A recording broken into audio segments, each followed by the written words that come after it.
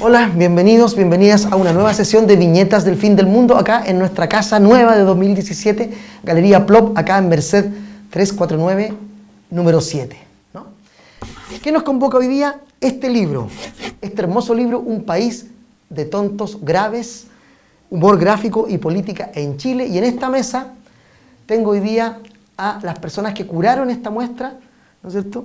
Raquel Abella y Hugo Rueda. Hola, ¿cómo están? Gracias por venir. ¿Ah? Oye, es un grato placer. Yo tuve el placer, insisto, en ir a la presentación de este volumen que se realizó en el Museo Histórico Nacional, ahí en Plaza de Armas. Y me llamó mucho la atención, primero, que el Museo Histórico hiciera un trabajo que tuviese que ver con la historieta, la narración gráfica y el humor político en Chile, ¿no? Bueno, la pregunta inicial es la típica que todos nos hacemos. ¿Por qué hacer esta muestra en este momento? ¿Por qué no antes? ¿Qué condiciones se dieron y propiciaron para que esto fuese posible ahora en 2017? Bueno, un poco la condición, el marco en el que se engloba esta exposición es que se ha decidido que durante todo este año se va a hablar en cuanto a exhibiciones, los temas van a ser tratados desde el punto de vista de la política. Y esto es pensado porque nuestro director Pablo Andrade encuentra que tenemos un déficit de algún modo en nuestra exhibición permanente para tratar estos temas. Si bien los temas políticos se tratan, o sea, se trata como el actor político, pero no se tratan como desde un punto de vista de reflexión. En cuanto en cuanto a cómo los actores políticos se reflejan en la vida cotidiana. Entonces, en ese sentido se pensó que este año iba a estar centrado en el tema de política, bueno, también un poco pensando que es año de elecciones. Claro, entonces un poco también vincular la actualidad con el quehacer del museo. Es interesante porque habitualmente la gente piensa que los museos siempre están separados de la realidad, de la cotidianidad. Sí, como complementando lo que dice Raquel, efectivamente nosotros como museo estamos muy receptivos a la crítica de parte de nuestros propios visitantes y hemos también hecho distintas actividades para sacar a la luz cuál es la percepción que hoy día tienen los visitantes del Museo Histórico acerca de los distintos servicios que nosotros estamos ofreciendo, entre ellos la exhibición, que es básicamente la forma en que nosotros presentamos los objetos que custodiamos. Y en ese sentido nos dimos cuenta que estamos al debe con una forma de entender la historia, nuestro pasado, que tiene que ver con la diversidad de actores que han participado de esa historia. Okay. Básicamente que la historia no es una sola, sino que es múltiple, que hay varias formas de entender nuestro pasado. Y lo que decidimos como museo fue lo que les comentaba Raquel, anualmente trabajar una de esas aproximaciones hacia nuestro pasado.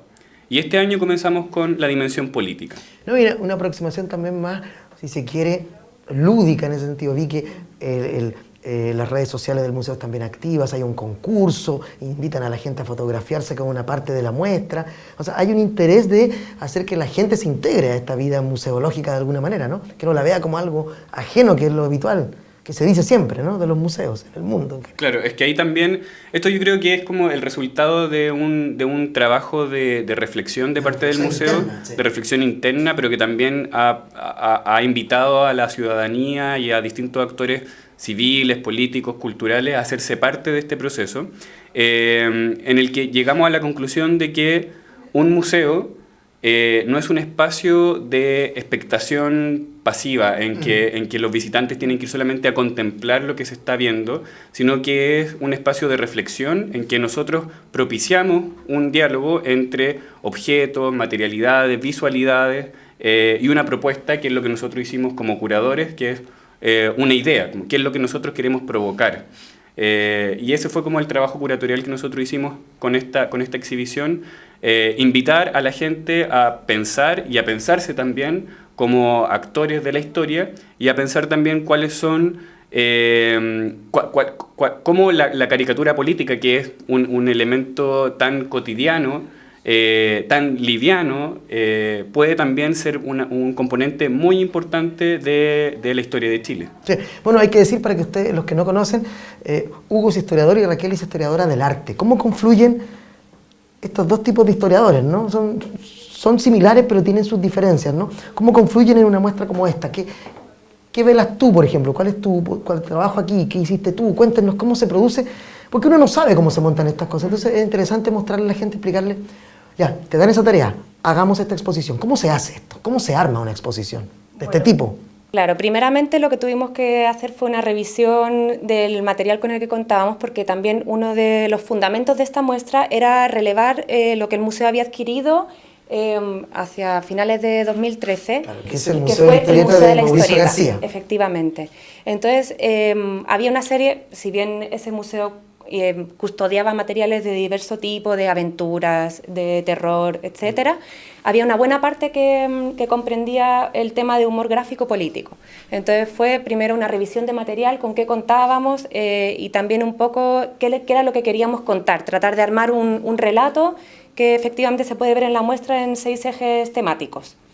Que la gente puede revisar, y lo que tratamos también un poco de armar en esta propuesta curatorial fue no pensar únicamente en los actores institucionales políticos, porque si no estábamos un poco replicando lo que comentaba previamente de la muestra permanente, que obviamente sabemos que el tenía modelo típico, claro, una serie de falencias. Y también, bueno, como comentaba Hugo, obviamente como institución estamos al debe con meternos en redes sociales, con estar para el público, o sea, porque efectivamente somos un lugar que somos custodio de objetos, pero efectivamente esos objetos tienen que ser comprendidos por el público y tienen que ser, si no, nosotros como institución no tenemos ningún sentido si somos únicamente custodios, tenemos que poner los objetos al servicio de la comunidad. En circulación. Claro, efectivamente. No solo para los investigadores, sino que para el público general.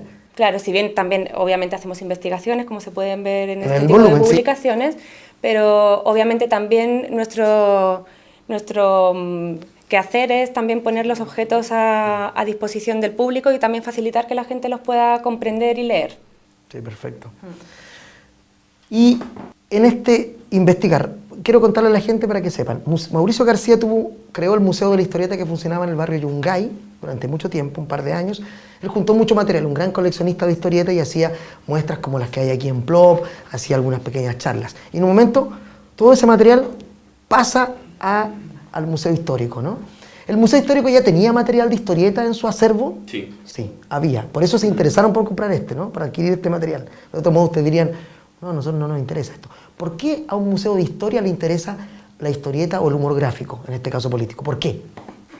La respuesta a eso tiene que ver con un poco lo que te comentaba antes, con la idea de que un museo, y en particular un museo histórico, no solamente se hace cargo de esos bienes materiales que, valga la redundancia, como históricamente han sido considerados como relevantes para la historia, y que tienen mucho que ver con la pertenencia, la asociación a los personajes que la propia historia e historiografía de Chile han denominado como importantes.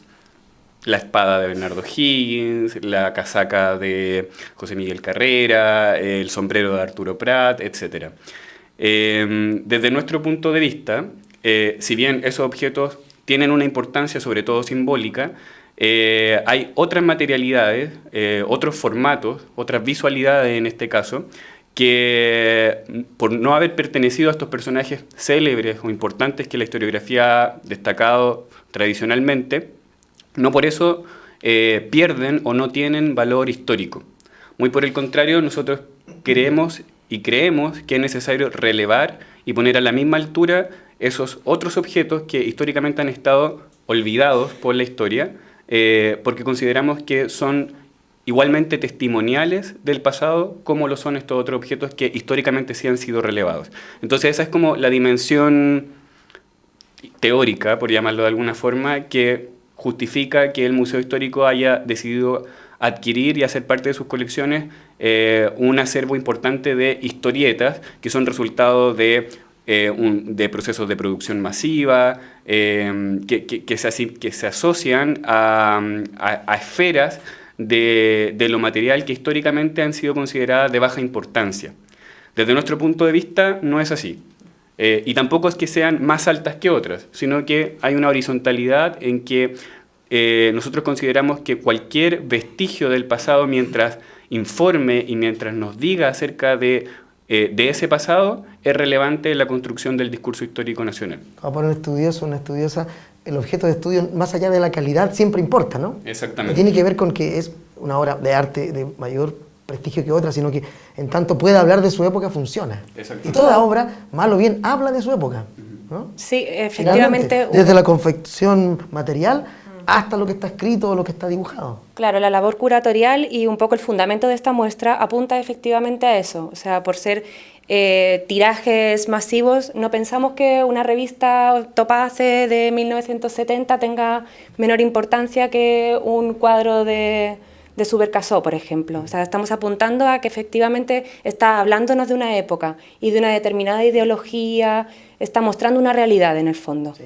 Bueno, hay que decir para que los no conocen el libro que se puede descargar gratuitamente desde el sitio web del Museo Histórico Nacional y que también se puede adquirir en el mismo museo a un valor de 10.000 pesos, que para un libro de tapa dura, interior color, es bastante barato.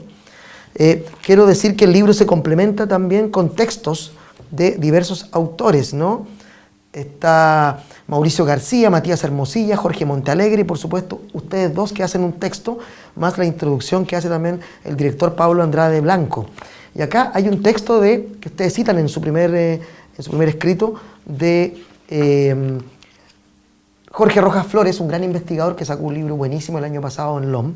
Dice así: como bien apunta el historiador especialista en cultura de masas Jorge Rojas Flores, comillas, todas ellas, las historietas, nos dicen algo de una época, inicialmente despreciadas como subliteratura, desde hace unas pocas décadas se han transformado en documentos históricos valorados por especialistas, que es un poco lo que acabamos de decir, ¿no? Entonces, ustedes se acercan a ellos como historiadores, ¿no? Ustedes que tuvieron la oportunidad de revisar el material y escribieron acá un texto que no voy a develar completo, pero me gustaría que lo vayamos discutiendo. ¿Qué descubren acá? ¿Qué miradas hay?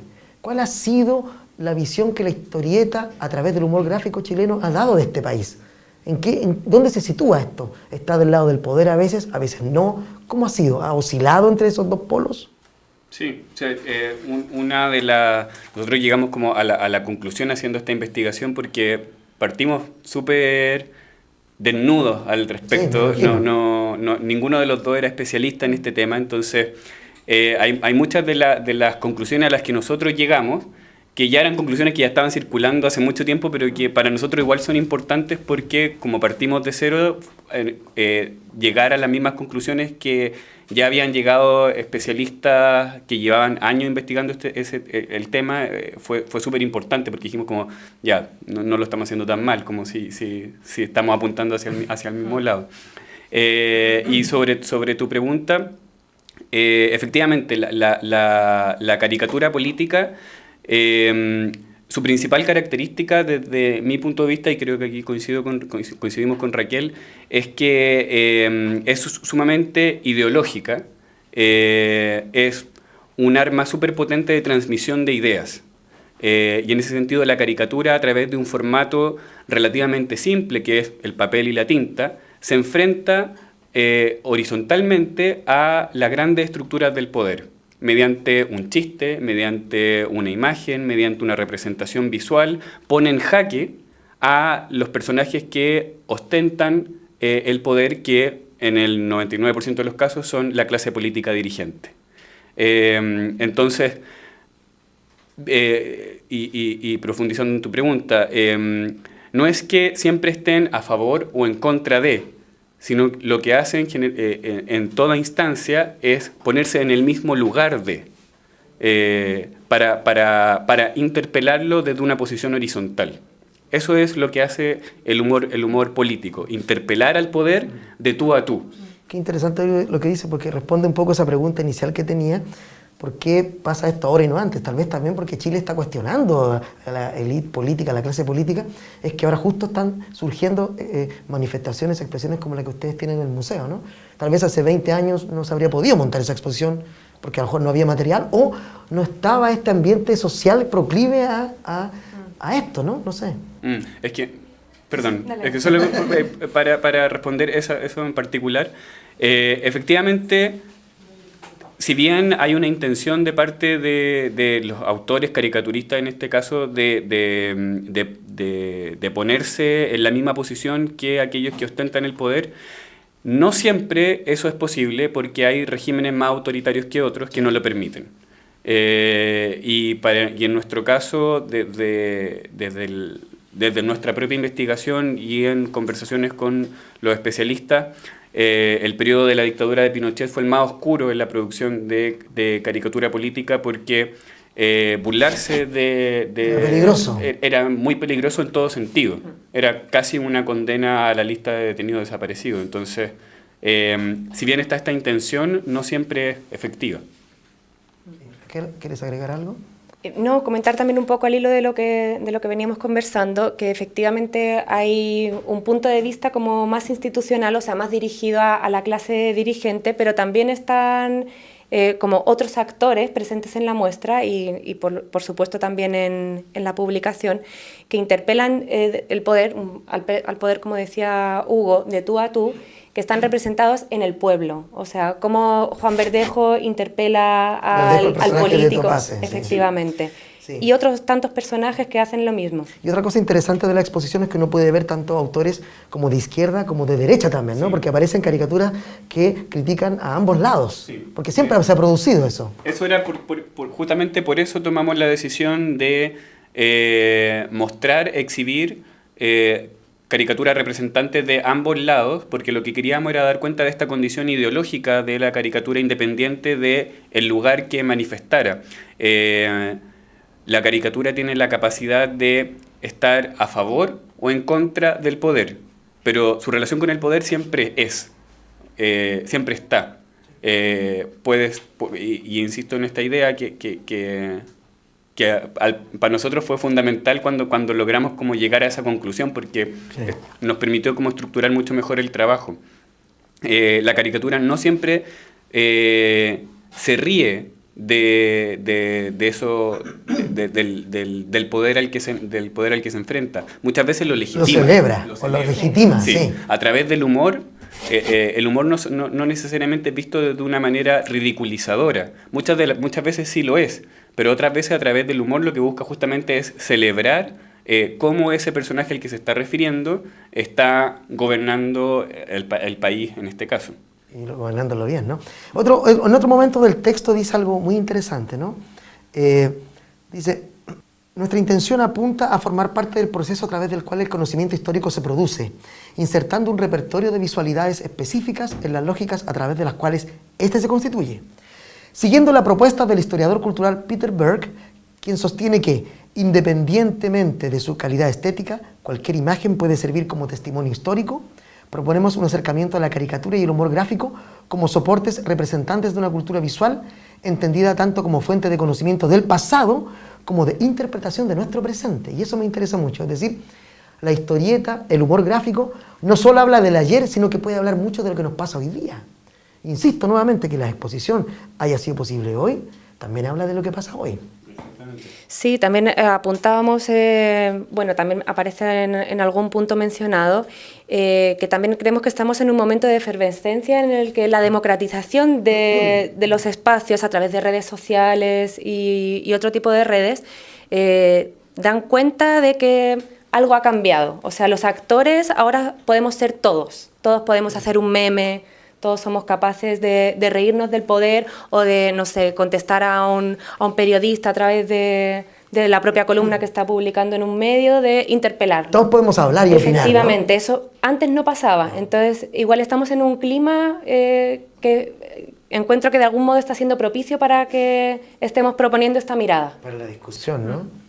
Y también para la discusión, digamos, también para el insulto, ¿no? Usted menciona en una parte del libro, alguno de los autores lo menciona, dice que hoy el meme también viene a ocupar un lugar como lo era la sátira política del dibujo en el pasado, y que el anonimato de Internet permite a veces insultar y no solo criticar, ¿no?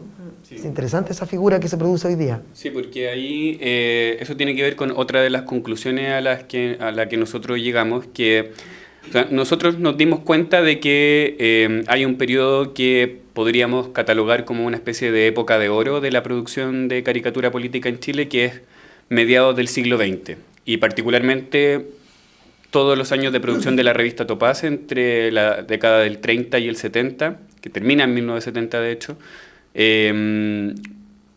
representan una época como de esplendor de la caricatura política y que después, debido a los avatares políticos que todos conocemos, desciende, pero que no logra recuperarse una vez también se recupera la democracia.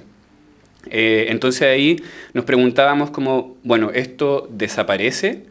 O más bien, que es la conclusión a la que llegamos, se transforma, se reformula. Y eso nos pareció muy interesante también de replicar en la exposición, y por eso también está este ejercicio como interactivo que tú comentabas al principio, porque nosotros como museo histórico lo que pretendemos es transmitir un mensaje que en este caso dice relación con cómo el humor gráfico político nos habla de un pasado y de una aproximación a un pasado particular que tiene que ver con lo político visto desde los ojos del humor. Pero cómo eso también tiene relación con el hoy día. Cómo nosotros quizás hoy día desde una visión antropológica estamos haciendo exactamente lo mismo, pero de otra forma. Mediante otro formato, mediante otras tecnologías, como que tienen que ver con lo que comentaba Raquel.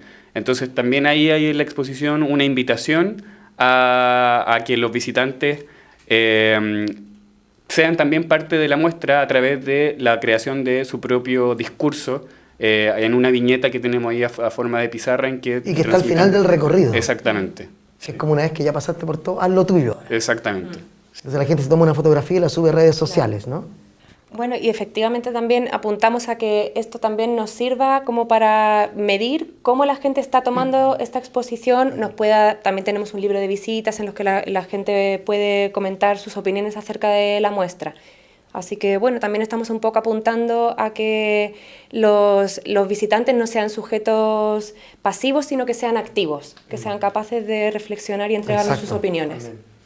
Oye, hay otro texto acá, voy a leer un breve texto.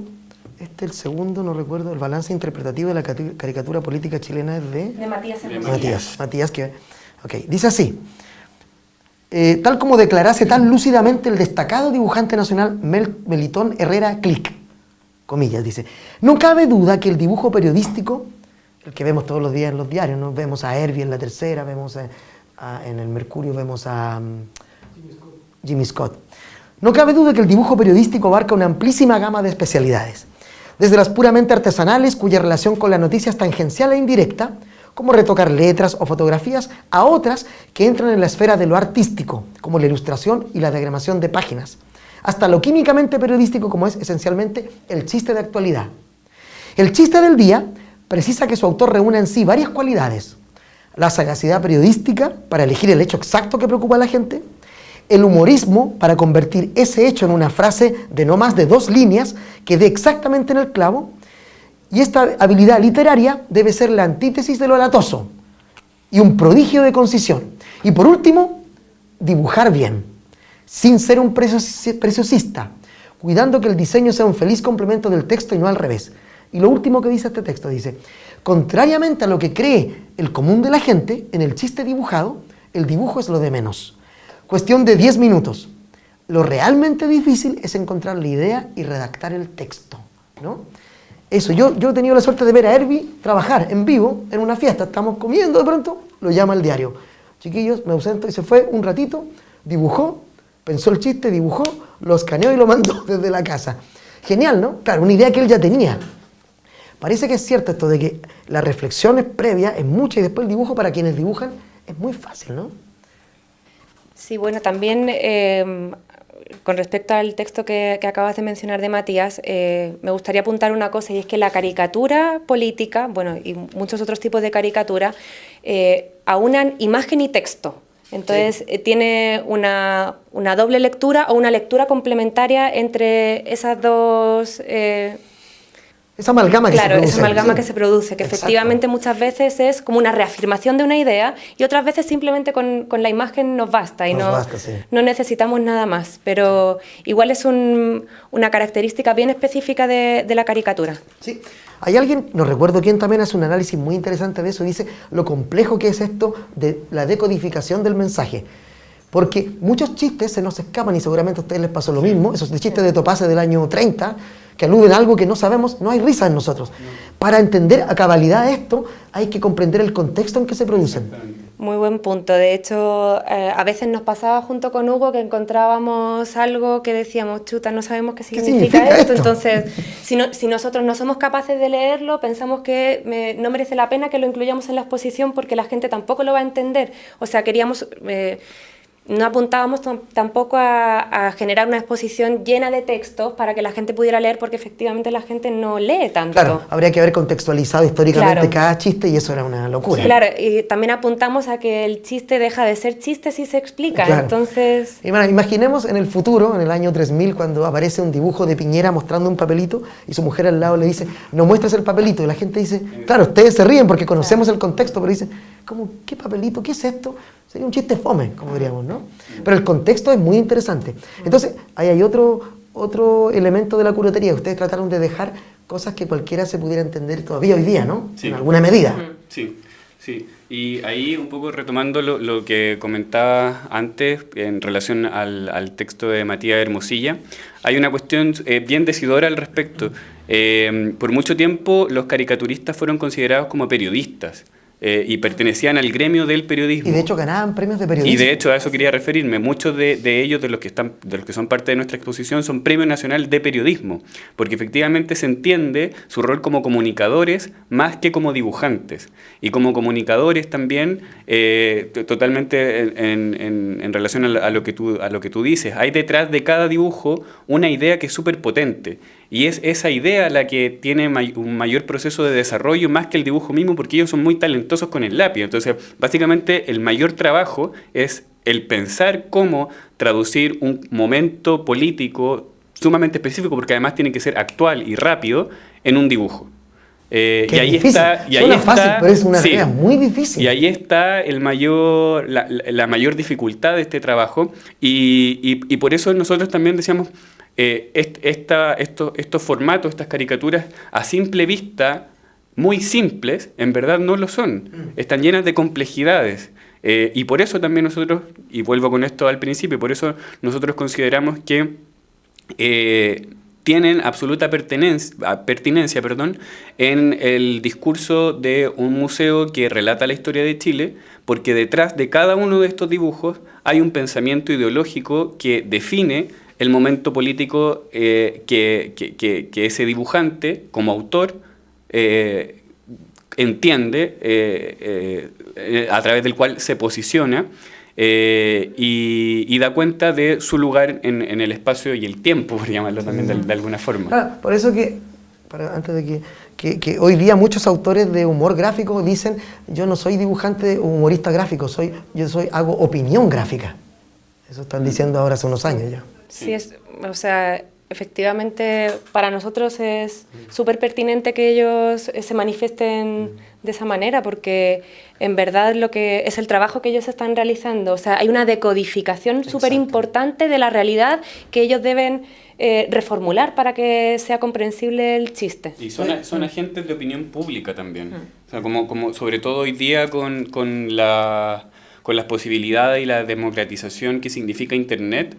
Ver una caricatura o ver un meme o ver un dibujo te permite opinar también y te permite tener posicionarte a partir de aquello que se está discutiendo. O sea, son la punta inicial en muchos casos de una discusión, de una discusión de sobremesa, de una discusión en la oficina de trabajo, etcétera.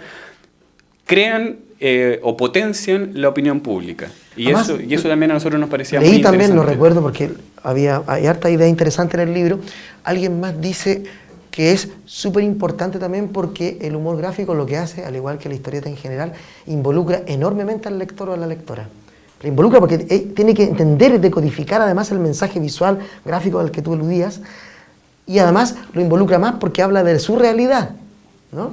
De su realidad. Claro, y efectivamente también, o sea, ideológicamente también le hace tomar partido. Exacto. Le hace definir si está de acuerdo con lo que le propone el dibujante o no. Además, Jorge Montalegre hace otro capítulo, que está acá, ¿no es cierto?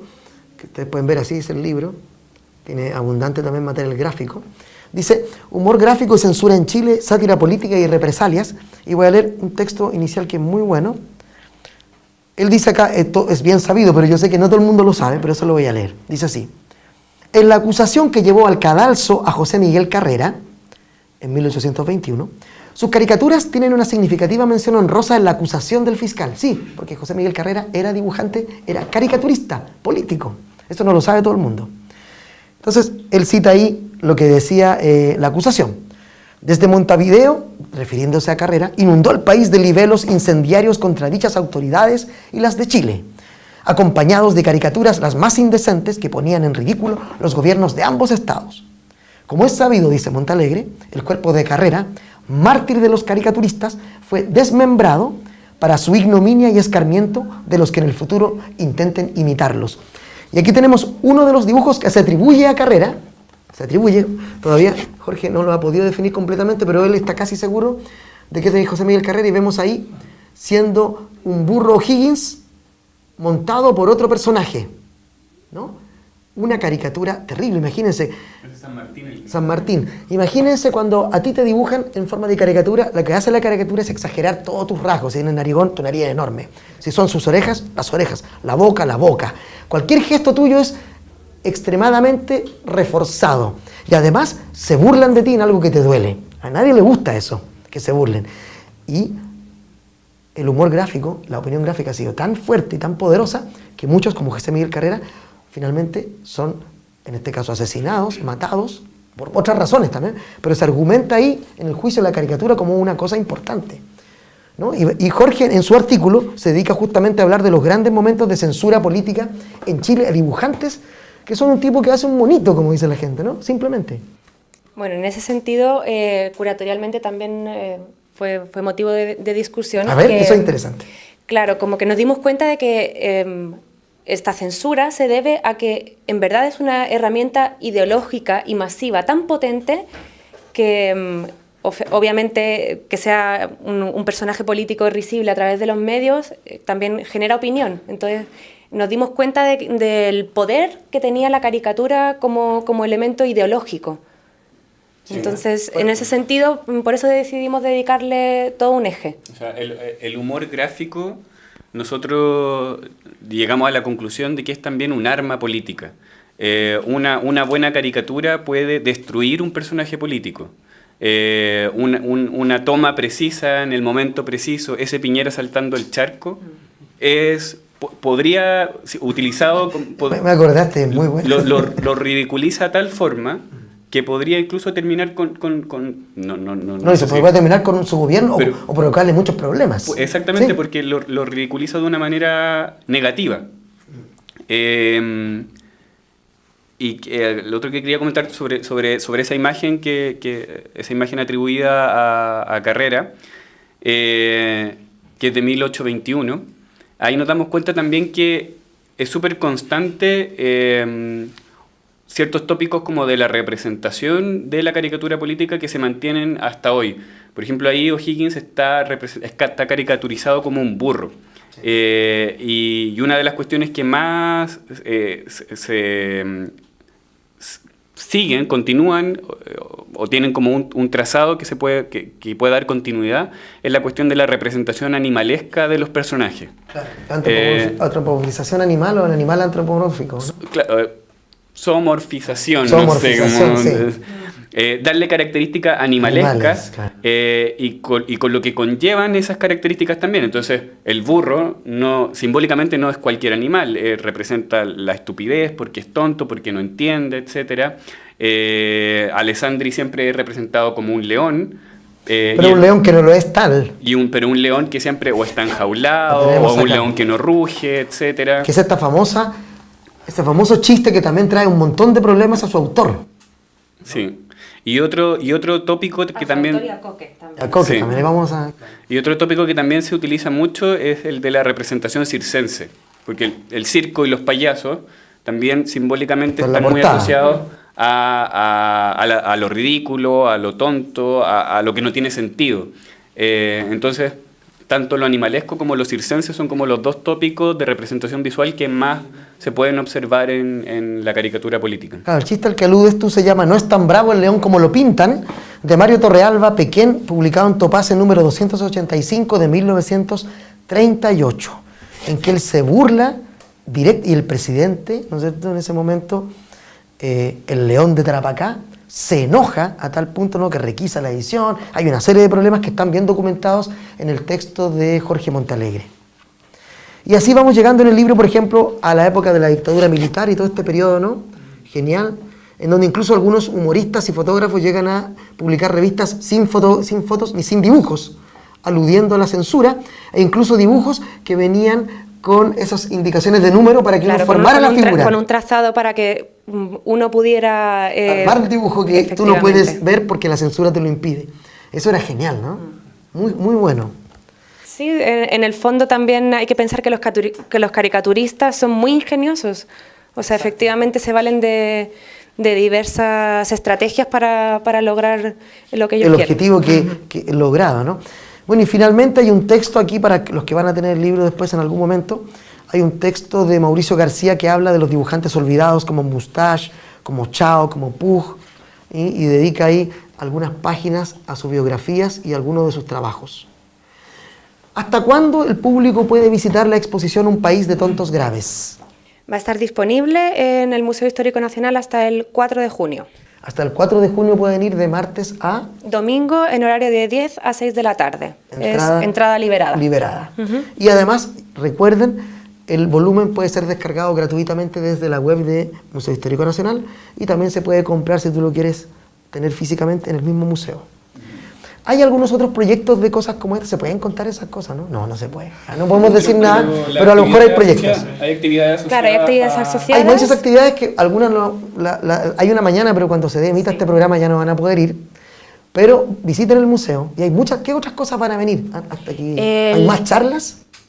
Va a haber, sí, los días 12 y 13 de mayo, si no me equivoco, vamos a tener una feria de cómics y también va a haber una actividad asociada que va a ser como una visita guiada a la muestra y después vamos a tener como una conversación con la gente que la visite para que también nos pueda entregar su opinión y sus impresiones. Mira, atención, entonces va a haber una feria donde van a ver autores, humoristas gráficos actuales, me imagino, vendiendo sus trabajos. Una feria de que hay cómics. Muchos, ¿ah? Hay muchos. Oye, yo antes de concluir... quiero abrir la conversación, si hay alguna pregunta o comentario del público sobre algo que hayan dicho nuestros invitados de hoy. Así que los invitamos a preguntar fuerte para escuchar, para que el video se pueda escuchar. Sí, o sea, yo me preguntaba, la verdad, después de todo el análisis que hicieron exhaustivo, muchas caricaturas a lo largo de todo el tiempo, ¿cuál, no sé, o sea, bueno, obviamente quizás tienen distintas impresiones, pero ¿cuál les llamó mucho la atención o los sorprendió quizás por el dibujo o por el texto, eso? ¿Hay alguna de todas las que vieron? A mí, desde el punto de vista del contexto, hubo algunas que me llamaron mucho la atención porque yo las revisaba y decía, bueno, esto debe ser muy actual. Y sin embargo me daba cuenta de que esa caricatura estaba hecha en 1950 y seguíamos con la misma coyuntura social a la que estaba reflejando esa caricatura y que permanecía más o menos igual. O sea, por ejemplo, hay muchas que reflejan el tema de la educación, del derecho a la educación gratuita y de calidad. Yo pensaba que eran muy actuales y no, sin embargo, es como una permanente. Nos dimos cuenta de que hay cosas como que permanecen en el tiempo. Sí. ¿Y tú? Yo tengo mi caricatura favorita, que es una de 1945, que es una representación de Juan Verdejo en 6 momentos de la historia de Chile, en la conquista, la colonia, en los primeros años de la República, y en cada y hasta esa actualidad, que es 1945, y en cada uno de esos cuadritos, de esas viñetas, aparece Juan Verdejo, que es justamente esa, aparece Juan Verdejo en la misma posición, sosteniendo a alguien, llevando en su espalda el peso de otra persona. Y esa otra persona es siempre la que cambia, que es básicamente el que ostenta el poder en un tiempo histórico determinado. En la época de la conquista, el conquistador; en la época de la colonia, el encomendero; luego los primeros presidentes, etc. La Real Audiencia, dice. La Real Audiencia, etc. El peluconismo, al frente, aguantar el frente popa, dice. El que es el Frente Popular. Claro, y después al final los amigos personales. Claro, entonces tiene que ver con lo que conversábamos hace un rato. O sea, hay detrás de eso un mensaje súper potente. Juan Verdejo, que representa, que es un personaje que encarna en su cuerpo el pueblo de Chile, durante toda la historia de Chile ha sido sometido, básicamente, está representado de igual forma. Su posición en la historia no cambia, lo que cambia son los que lo dominan. Y cada vez son más, porque el municipio era uno y después termina un montón de gente sobre él. Es que hay otro que usamos nosotros para... Y ¿sí? esa caricatura que es de 1945 a mí me hace pensar como, bueno, podría ser Juan Verdejo estar el 2017 en la misma posición con otro personaje encima de él y yo diría, sí, o sea, ¿quién será? Y queda a criterio de cada uno. Pero ahí está como esta idea de asociar estos elementos que son del pasado a nuestro presente. O sea, que son absolutamente actuales, ¿no? Y aquí quería mostrar esta que usamos nosotros para difundir la charla de hoy, este día. El Congreso nació mal, ¿no? Entonces, te fijas que esas cosas son atemporales, ¿no? Este chiste podría ser de ayer, de mañana. Y siempre uno, mira, si uno se vuelve a reír. Yo quiero agradecerles que hayan hecho posible esta muestra. Hay trabajos de Lugose, de Hervi, ¿no es cierto?, de Eduardo de la Barra, de Guillo, de Jimmy Scott, etc. Hay muchísima gente acá y es una exposición que a mí me sorprendió mucho, gratamente, ¿no es cierto?, ver que los museos están interesándose en cosas que habitualmente no se interesaban, en que el público ha recepcionado, parece muy bien, ¿no? Ha tenido una buena difusión esto, ¿no? Sí, y buena recepción. ¿Los ha sorprendido a ustedes sí. eso? ¿O esperaban algo así? ¿O dijeron, oye, cuenta tu verdad? Yo sinceramente no sabía muy bien ¿Qué la iba a pasar? repercusión. Claro, como igual es algo dentro de todo novedoso para el Museo Histórico, igual era como una apuesta a que iba a funcionar bien, pero era una incógnita en el fondo.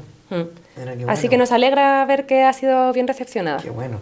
Así que podemos contar a lo mejor en algún futuro cercano alguna nueva muestra de otro aspecto que también refleja nuestra historia, ¿no? ¿Alguna otra pregunta? Sí.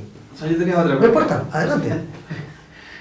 El título del libro, que me llama la atención porque... Hay una historia ahí. Sí. Claro, o sea, bueno, el tonto grave, la verdad, me da la impresión que no se sabe reír, entonces no sé si... ¿Quién quiere referir esa anécdota? Es una anécdota documental.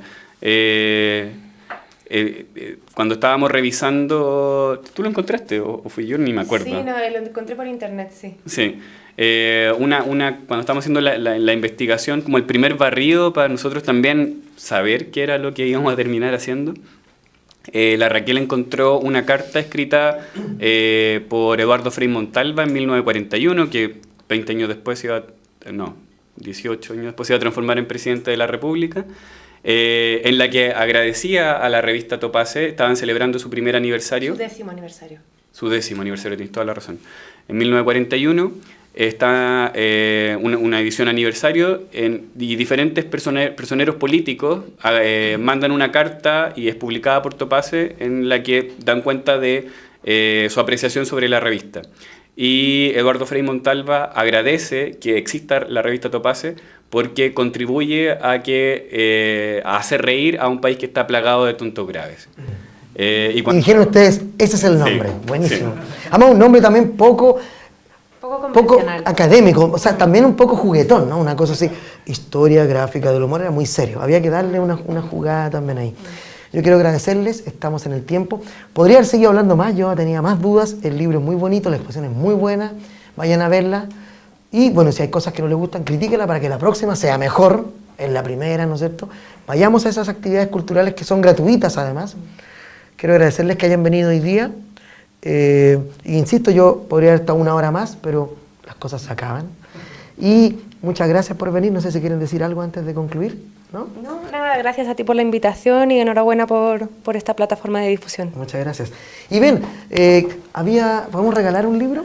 Sí. Vamos a regalar entonces a la persona que preguntó. Por favor, venga. Preguntó las 2 preguntas, se gastó. Venga para acá, hombre. Aquí está su libro. Después ahí le pide su autógrafo a los autores, o coautores o curadores de la exposición. Muchas gracias a todos por venir. Oigan, nos vemos en próxima semana en otro Viñetas del Fin del Mundo. No sé de qué va a ser, nunca lo sé. Pero nos vemos. Gracias a Gabriel Raceto tras las cámaras. Gabriel, muchas gracias. Y nos vemos la próxima semana en Plop Galería, Merced 349, local 7, en otra sesión de esta 8ª temporada ya, 8 años de Viñetas del Fin del Mundo. Muchas gracias.